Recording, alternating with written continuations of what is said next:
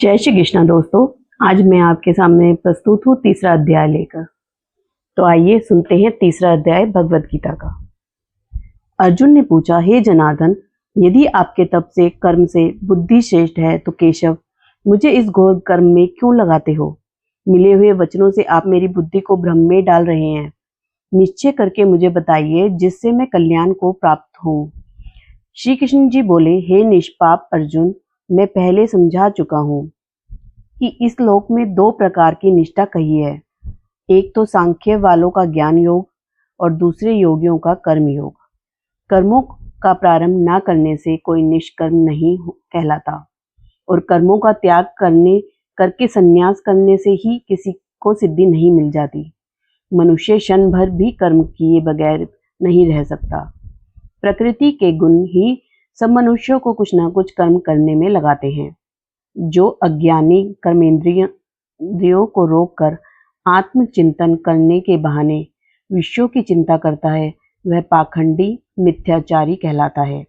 हे अर्जुन, जो इंद्रियों को मन से दमन कर और विषयों में प्रवृत्त न होने देकर उनसे कार्य लेता है, वह कर्म योग का अभ्यास कहलाता है और श्रेष्ठ कहलाता है। अपने धर्म के अनुसार नियमित कर्म करो, क्योंकि कर्म ना करने से कर्म को करना अच्छा है। बिना कर्म किए तुम्हारे शरीर का निर्वाह नहीं हो सकता। हे कौन्तेय, यज्ञ के नियमित किए जाने वाले कर्मों को छोड़कर जितने कर्म हैं उनके करने से मनुष्य को बंधन होता है। अतएव तुम फल की इच्छा का त्याग कर यज्ञ के लिए कर्म करो। सृष्टि के आरंभ काल में ब्रह्मा जी ने यज्ञ सहित प्रज्ञा को उत्पन्न कर प्रज्ञा से कहा था कि यज्ञादि कर्म करके वृद्धि को प्राप्त होंगे। यही सब कार्य तुम्हारे निमित्त कामधेनु होवेंगे। इस यज्ञ से तुम देवताओं को संतुष्ट करते रहो और देवता भी तुमको संतुष्ट करेंगे। इस प्रकार परस्पर बर्ताव करते हुए तुम और देवता कल्याण को प्राप्त होवोगे। यज्ञ आदि कर्मों से प्रसन्न होकर देवता तुमको इच्छित सुख की सामग्रियां देकर परंतु उनके दिए हुए दान को जो बिना उनका भोग लगाए ग्रहण करता है, वह चोर है। पंच महायज्ञ करके जो शेष बचा हुआ भोग ग्रहण करते हैं, वे सब पापों से मुक्त हो जाते हैं।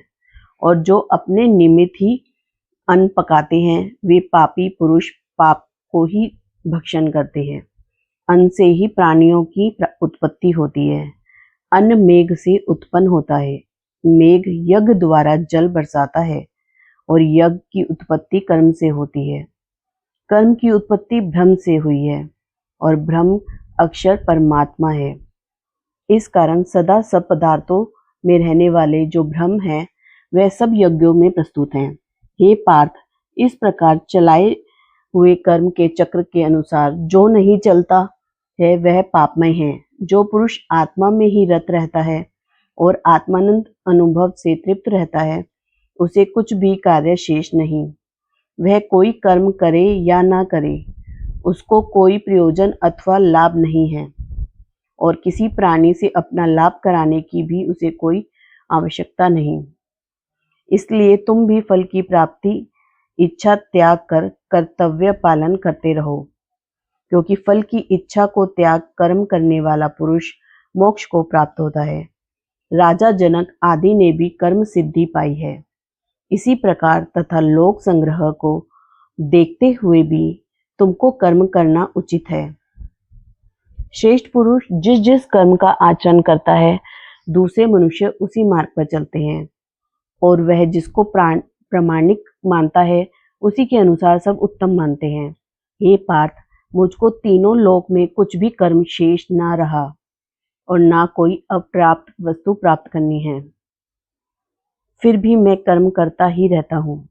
यदि हम ही आलस्य रहित होकर कर्मों को नहीं करेंगे, तो मनुष्य हर प्रकार से हमारे ही पथ पर अनुकरण करेंगे। जो मैं ही कर्म ना करूं, तो सब लोग भी ना करने से नष्ट हो जाएंगे। इससे मैं ही वर्ण शंकरों के उत्पन्न करने का हेतु बनकर प्रज्ञा को नष्ट करने वाला समझा जाऊंगा। जिस प्रकार अज्ञानी फल की इच्छा करके कर्म करता है, वैसे ही फल की इच्छा ना करते हुए ज्ञानी को लोक शिक्षा की इच्छा करते हुए कर्म करना उचित है। कर्म में आसक्त अज्ञानियों की बुद्धि में ज्ञानी भेदभाव उत्पन्न ना करे, परंतु आप स्वयं कर्म करता हुआ उससे भी प्रसन्नतापूर्वक कर्म करावें। हे अर्जुन, सब कर्म प्रकृति के गुण से ही उत्पन्न होते हैं, परंतु जिनकी बुद्धि अहंकार से भ्रष्ट है, ऐसे मूर्ख लोग समझते हैं कि हम करता हैं, परंतु जो गुण और कर्म के विभाग को सच्चा तत्व जानता है, वह ज्ञानी पुरुष यह समझकर इसमें आसक्त नहीं होता कि गुणों का यह खेल आपस में हो रहा है। हे अर्जुन, अध्यात्म बुद्धि से सब कर्मों को तुम मुझ में अर्पण करके कर्म फल की आशा छोड़कर संग्राम करो। जो पुरुष श्रद्धा पूर्वक मेरे वचनों पर दोष दृष्टि ना करके मेरे इस मत के अनुसार आचरण करते हैं, वे लोग कर्म बंधन से निश्चित मुक्त हो जाते हैं, और जो अज्ञानी इस मत पर दोष दृष्टि करते हुए इसको ग्रहण नहीं करते, वे संपूर्ण ज्ञान से रहित हैं। उनको नष्ट हुआ जानो।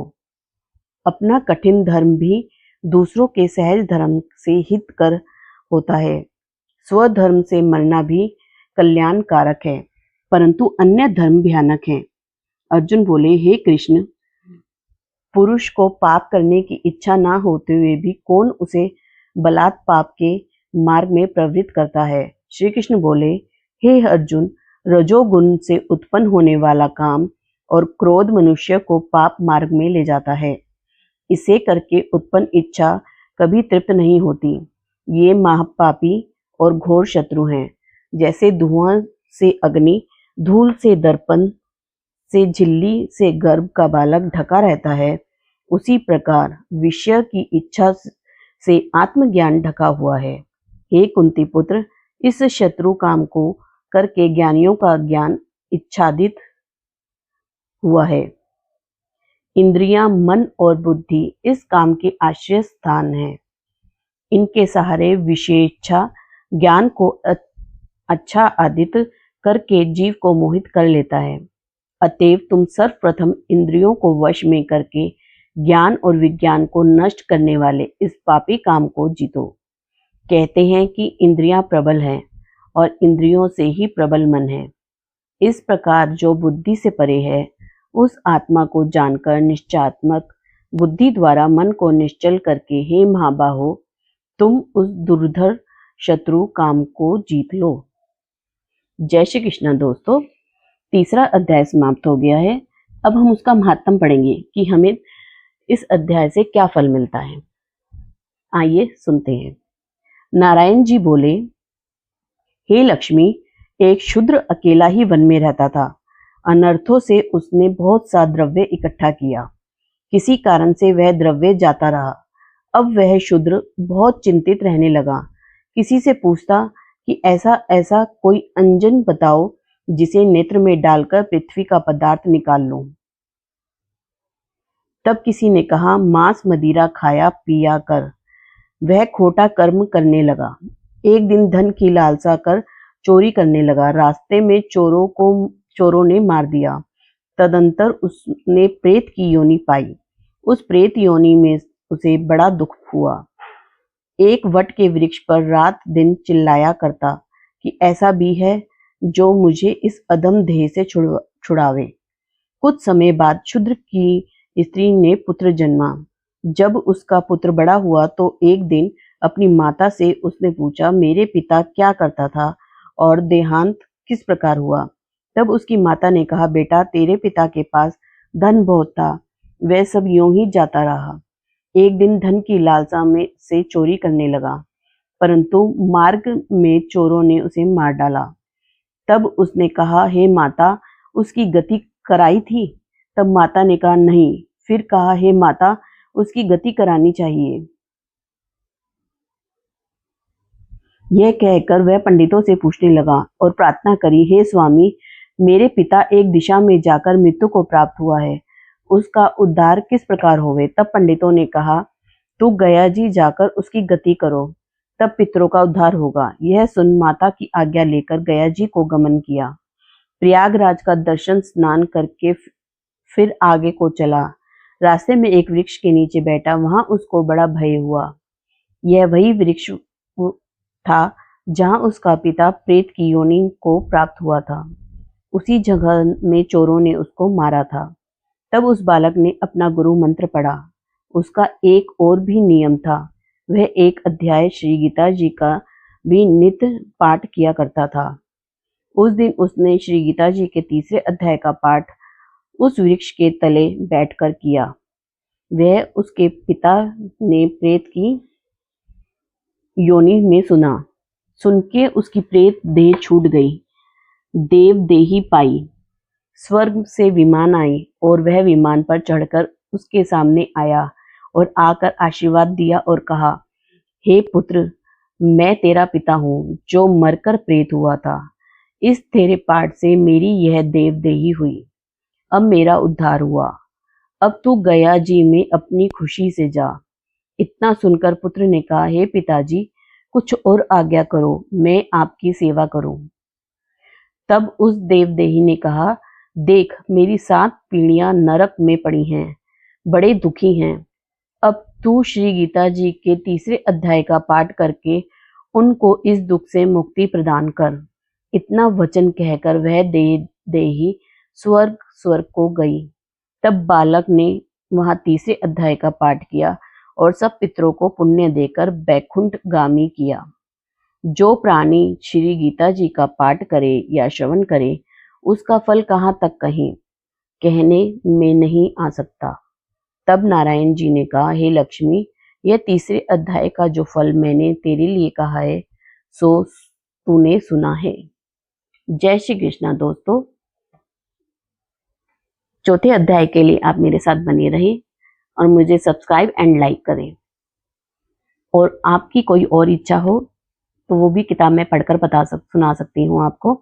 उसके लिए आप मुझे कमेंट बॉक्स में बताएं।